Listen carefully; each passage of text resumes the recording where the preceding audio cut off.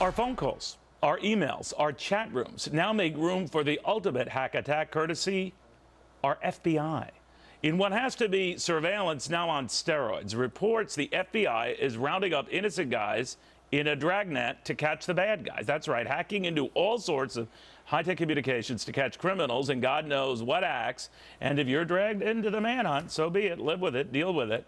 Privacy advocate Katrina Pierson says, by the way, you haven't even heard the half of it. Katrina, this is amazing to me. How does this happen?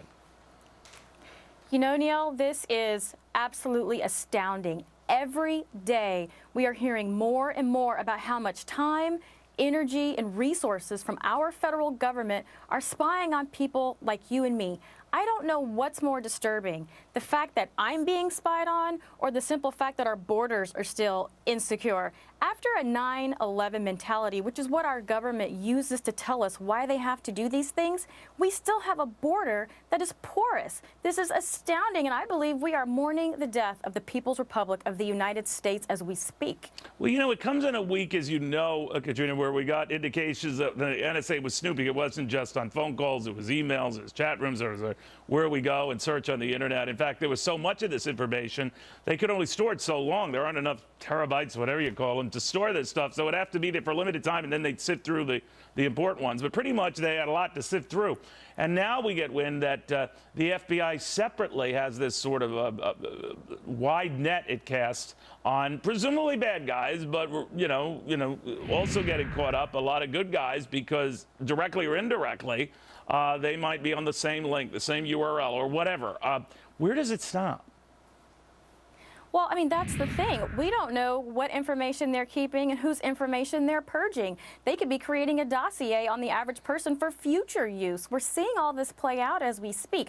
I am in full agreement with the Civil Liberties Union in the simple fact that we need to have this debate. We need to reinvestigate the Patriot Act and the consequence of these things that our government is pushing upon the American public. And I believe 2014 is the time these issues can come up in a midterm election and really shape the debate of what our country is going to look like in the future for us and our children behind us. Neil, these kids might be receiving these emails or text messages and clicking on the link simply because they don't know what it is. They could be building cases on our children to use against us or them in the future. We just don't know. We don't know what guidelines they're using, if any. We don't know who's being purged. We need to know as Americans what is being discussed and talked about among individuals, simply because we're probably all going to receive a letter from the military-industrial complex assigning us a caseworker in the future. We just need to get a grip on things. What do you make of the battle going on within the Republican Party over someone like Chris Christie, who says, well, you know, if it's about protecting us and preventing another 9/11,